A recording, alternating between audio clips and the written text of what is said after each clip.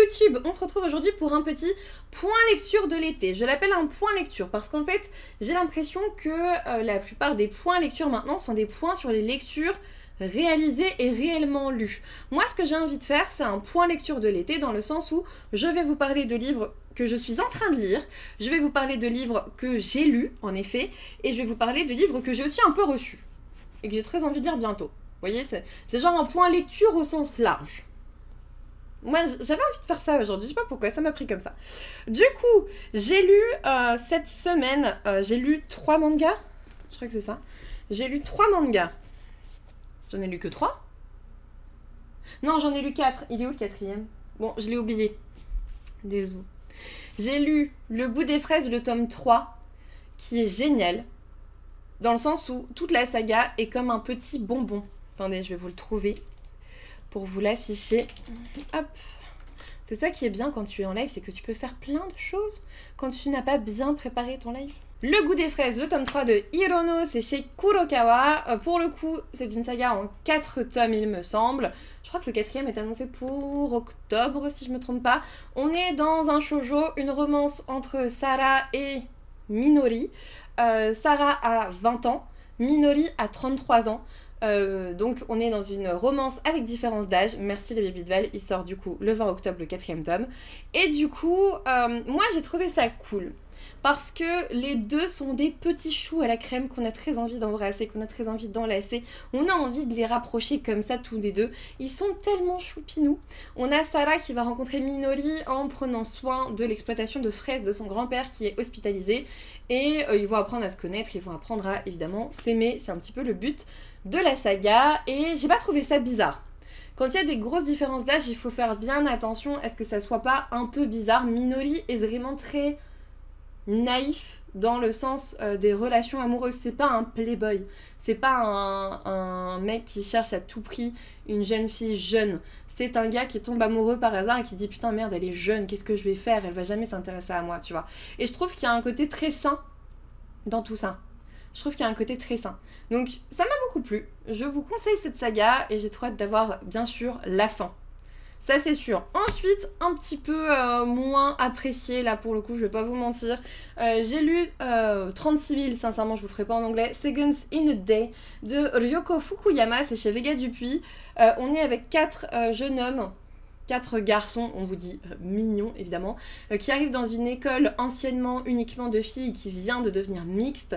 Et on les appelle, en fait il y a tout un truc autour, on les appelle le club des fumistes parce qu'ils font de la merde, genre tous les jours ils postent, je sais plus si c'est sur des réseaux sociaux, sur un blog ou quoi, mais ils postent les réponses à une question super chelou, genre, mais des trucs mais de merde, vraiment. Et du coup ça m'a un peu sorti, ça m'a sorti un petit peu de tout ça, parce que oui en effet il va y avoir la question de l'amour et des relations dans ce lycée, mais franchement ils sont assez absurdes. Ça fait c'est très japonais, je vais pas vous mentir, mais c'est très absurde aussi. C'est très absurde et c'est vrai que moi quand c'est trop absurde j'aime pas. Comment améliorer les casiers à chaussures ? C'est le sujet du jour. Et c'est pour ça qu'on les appelle le club des fumistes. C'est parce qu'en fait ils font des trucs totalement inintéressants et nuls. Et du coup tout le monde est en mode mais pourquoi ils font ça, tu vois ? Et ça m'a sorti un peu du truc parce que ils sont très absurdes, très ridicules. Et en même temps, ils sont aussi très naïfs par rapport à l'amour et par rapport aux jeunes femmes à côté. Ils sont en mode « Oh non, mais moi, je ne veux pas tomber amoureux. Mec, tu viens d'arriver dans une école mixte remplie de filles. Tout le monde sait ce qui va se passer, tu vois. » Et c'était un peu too much pour moi. J'ai pas adhéré. Donc j'ai passé un beau moment, mais c'était pas incroyable. Donc je crois que je l'ai mis directement sur Vinted, celui-là. Directos. Ensuite, j'ai lu un webtoon qui est trop bien. C'est La méchante est une marionnette de Mangle et Annie Lim. C'est chez K-Factory, donc c'est toujours Dupuis, mais cette fois-ci dans leur label K-Factory. On suit Kayena. En gros, on suit une jeune femme. Je vais vous montrer. On suit une jeune femme. Déjà, au niveau des graphismes, on est sur ça. C'est trop beau. C'est trop beau. Le tome 2 sort fin... Attends, il sort en octobre. Septembre-octobre, parce que c'était le catalogue d'octobre que il fallait remplir, donc ça doit être ça. On suit, en gros on a cette jeune fille là, dans le monde réel, qui se fait avoir, qui se fait tuer, à cause du fait qu'elle est prise comme une marionnette au boulot. Elle est réincarnée dans le corps de Kayena Hill, qui est elle-même la marionnette de son frère. Son frère cruel qui finit par la tuer. Elle se réincarne finalement en Kayena Hill avant tout ça. Genre vraiment des années avant tout ça. Et bien sûr, avec tout ce qu'elle sait, avec tout ce qu'elle a vécu, elle va changer du tout au tout. Elle va devenir bien plus assurée, bien plus forte, bien plus engagée. Et elle va même plus être au pied de Raffaello, je sais plus son nom de famille parce qu'on s'en fout. Moi je l'appelle le beau brun aux yeux rouges. Où est-il? Raffaello, ici. Elle ne va même plus être à ses pieds. Et il va trouver ça très bizarre. Ça lui plaît pas du tout. Enfin, ça lui plaît pas du tout. C'est pas que ça lui plaît pas du tout, mais du coup, il est très intrigué. Tu vois ce que je veux dire? Il est très intrigué parce qu'il comprend pas pourquoi du jour au lendemain, elle a autant changé, elle a autant mûri parce qu'elle était très immature. Et forcément, il va s'y intéresser du coup. Évidemment. Les prénoms, ça sert à rien. Tu es le beau brun aux yeux rouges. On est d'accord. Le beau brun aux yeux rouges dans les webtoons, c'est quelque chose. C'est quelque chose. Mais petit coup de cœur. Pour ce webtoon, c'était génial. J'ai adoré. Je lirai la suite mais avec un immense plaisir. Et d'ailleurs j'ai une bonne nouvelle parce que j'ai une bonne nouvelle même si je l'ai pas avec moi. Bah merde. Mais je l'ai mis là-bas. Bon, j'ai une bonne nouvelle, je l'ai en double. Je l'ai en double, donc je vous le ferai gagner. Je vous le ferai gagner. En fait, ils m'ont envoyé, je sais pas pourquoi, il y a dû avoir un souci dans les envois chez Vega Dupuis, parce que moi, je l'ai reçu en double. Donc, n'hésitez pas à surveiller la chronique que je vais faire sur Instagram dans la semaine, parce qu'il y aura un concours, pas un concours caché, mais presque un petit concours sur ce roman. Je vais vous le faire gagner, je vous l'enverrai. Sur ce roman, sur ce webtoon, voilà. Mais trop chouette, franchement je vous le conseille si vous aimez les webtoons type Seule la mort attend la vilaine, type Comment Reliana a survécu au Manor Midnight, clairement c'est fait pour vous. Voilà, il y aura un petit concours. Donc je disais, j'ai aussi lu Gifted, le tome 1 de Seimaru Amagi et Rima Amamiya, c'est chez Vega Dupuis. En fait je suis en train, je pense que vous l'avez compris, je suis en train de rattraper mes services presse en retard et là pour le coup c'est chez Vega Dupuis. Je les empile tous, comme ça après je passe à une autre maison d'édition et je n'en oublie pas, tu vois. Pour le coup Gifted, bah moi en fait le problème pour Seule la mort attend la vilaine c'est que moi je les ai lus sur je sais plus quelle plateforme où ils étaient dispo et du coup j'ai vachement avancé dans l'histoire donc en fait j'en connais beaucoup sur l'histoire, du coup j'avais arrêté un peu le papier sauf que je les ai tous et je m'en souviens plus, je sais pas où on en est et du coup je veux relire tous les Seule la mort attend la vilaine en fait, c'est trop bien. Voilà, ouais, sur Dailytoon, ouais, c'est ça. Donc Gifted, je m'attendais à ne pas aimer. Je m'attendais à ne pas aimer parce qu'on n'est pas dans un shoujo du tout. On est avec un jeune homme donc, qui est un policier de génie. Il est tout jeune. Il a été diplômé du MIT à 17 ans. Genre, il a majoré le truc, trop fort.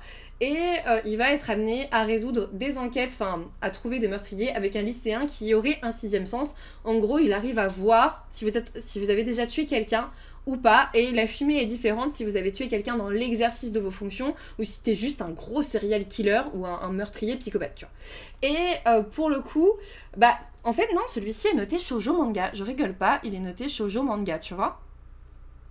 Donc moi je savais pas s'il allait y avoir une petite romance entre les deux, on sait jamais, tu vois. Pour l'instant il n'y a pas. Dans le tome 1, il n'y a pas de romance. Si vous attendez à de la romance parce que c'est noté shoujo, non, mais en même temps, le shoujo, c'est pas forcément de la romance. Le shoujo, c'est juste que c'est pour les jeunes filles, il me semble. Donc, t'as pas forcément de la romance, même si le plus souvent tu en as. Bon, bref. Et du coup, je sais pas.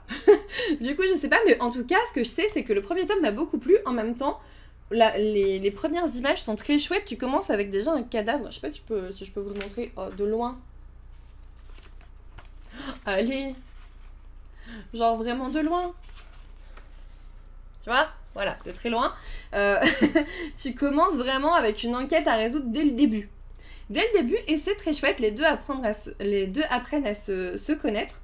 J'ai trouvé ça très bien. Et j'ai très hâte d'avoir la suite. Je crois que le tome 2 sort là, en août je crois, mais je sais pas du tout si je l'ai demandé. Je suis pas sûre parce que comme j'avais pas lu le tome 1, je pense pas. Donc c'est tout, je me l'achèterai. Et puis il y a le tome 3 en septembre-octobre, je crois qu'il va sortir. Un truc comme ça. Merci Mido. Ouais, c'est ça, le 3008. Franchement, vous êtes trop fort à me donner les dates à chaque fois. Vous agrémentez les vidéos. Je vais faire que des vidéos en live maintenant. J'ai mes aides, j'ai mes assistants. Sinon, côté lecture en cours, j'ai toujours celui-là. Depuis 2 mois, je l'ai déjà dit un peu partout, que ce soit sur Twitch, que ce soit sur YouTube, je n'arrive pas à le finir. Genre, j'ai lu ça, hein. J'ai lu tout ça, il me reste que ça, mais c'est une saga coup de cœur. Non, je veux pas l'abandonner. C'est pas ça, c'est que c'est une saga coup de cœur que j'aime beaucoup, que j'aime d'amour. Et là, en fait, je me suis arrêtée dans un moment où c'est un petit creux avec des petites longueurs où on avance un peu plus sur les relations, etc. Mais sans grosse action. Et je sais que j'arrive au moment où ça va fuser jusqu'à la fin. Et du coup, j'attends.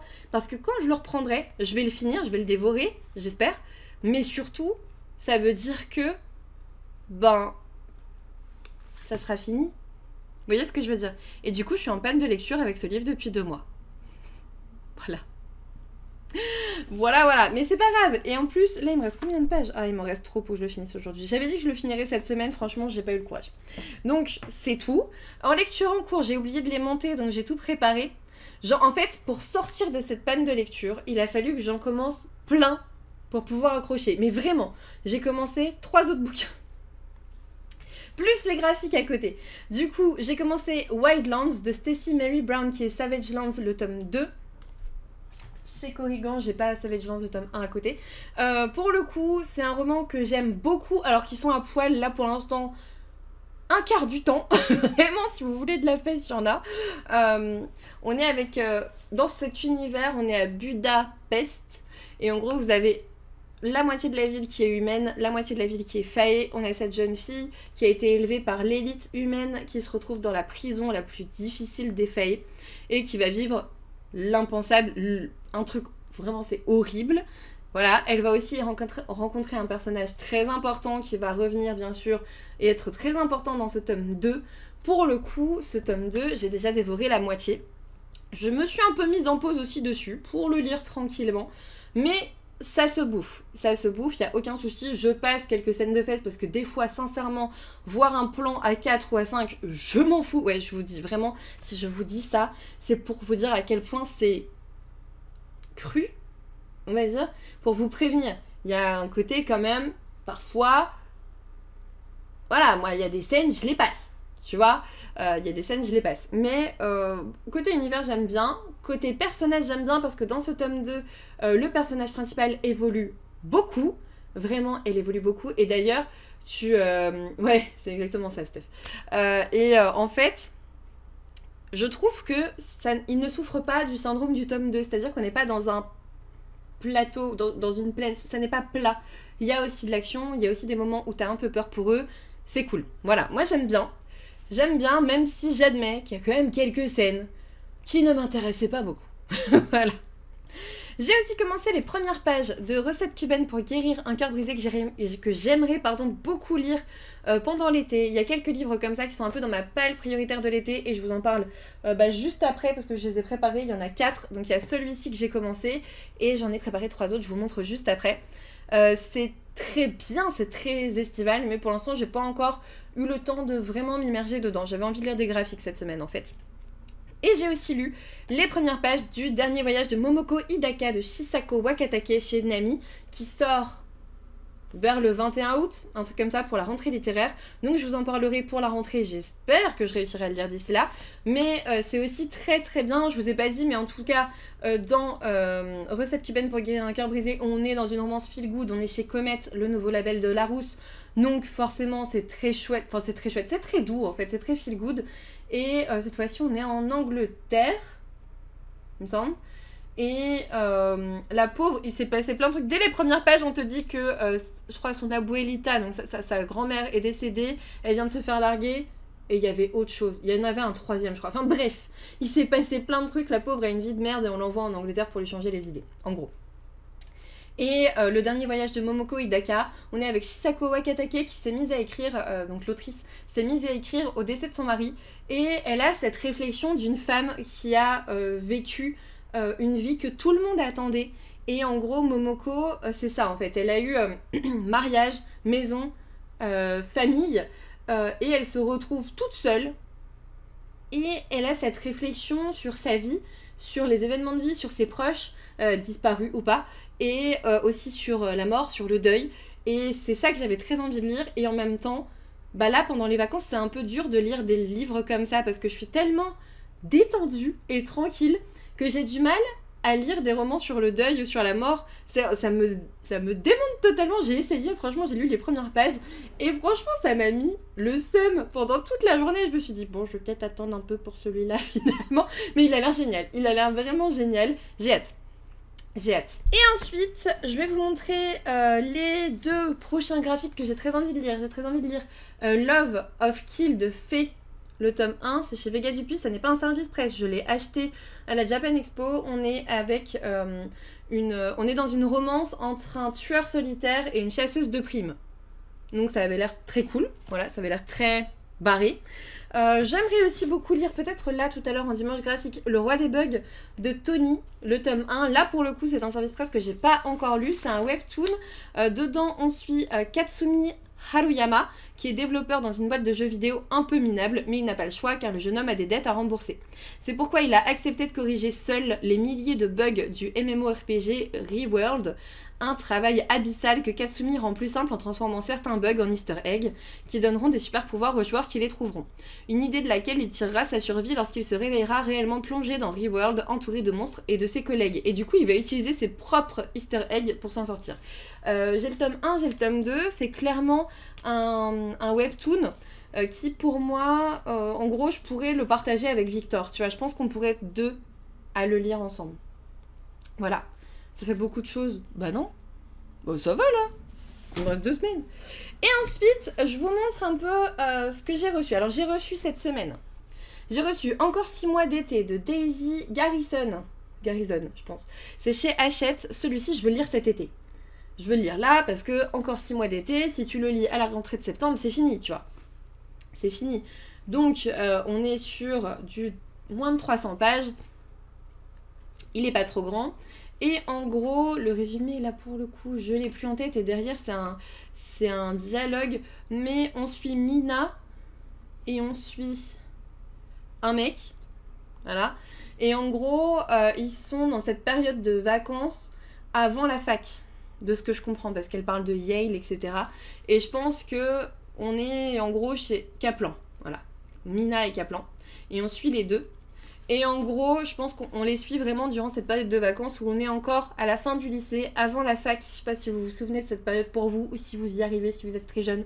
Mais pour le coup, c'est une période assez particulière, cette grande marche à monter jusqu'à la fac. Et voilà, j'avais envie de le lire parce que ça fait très vacances d'été. C'est écrit gros en plus, donc il y a moyen que je le dévore assez vite. Hein. Ça, c'est le genre de livre que tu pourrais le lire en un après-midi si tu te mets vraiment à lire 3 heures, quoi. Je pense. 3-4 heures. Voilà. Ensuite, j'ai fait des achats Vinted. Et il y en a qui m'attendent aussi au point relais, donc j'ai pas encore tout noté. Non, il fait que 300 pages maintenant. Mais j'ai dit que 400 pages, je pense que j'y arriverai pas. J'ai acheté, et ça c'est votre faute, j'ai acheté Rêve de glace de Kelly Sinclair. Donc Accord corrompu, le tome 1 dans la collection Onirisme. Je l'ai trouvé pas cher, j'étais trop contente. On vous dit...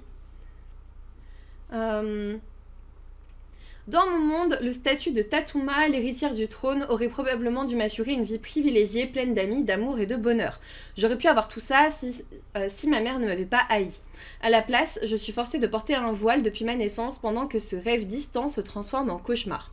Rejetée par la cour, abusée depuis l'enfance, je suis piégée par cette barrière de tissu. Je ne saurai jamais à quoi ressemble mon propre visage. Pour m'aider à ne pas devenir folle, je n'ai que 2 amis et ma détermination à devenir Tatum. Lorsque la délégation de paix du monde sauvage de Glacium arrive au palais, je ne sais pas encore que ma vie est sur le point de changer. Intentions cachées et anciens secrets m'obligeront à lutter pour rester en vie et tenter d'atteindre mes objectifs. Franchement, il a l'air très très bien. Et il a l'air très très bien. Mais moi, je vous fais déjà gagner, j'ai dit qu'on était à plus l'infini. Et ensuite, je suis trop contente, j'ai trouvé 3 mangas, pas trop cher. C'est The Runaway, qui se dit Torokei.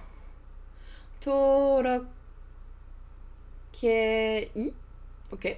Chez Kiadik de Hirachal et Nogdu. Donc le tome 1, le tome 2 et le tome 3. Ma soeur l'a lu, elle a dit que c'était très bien. Donc j'avais trop envie de le lire.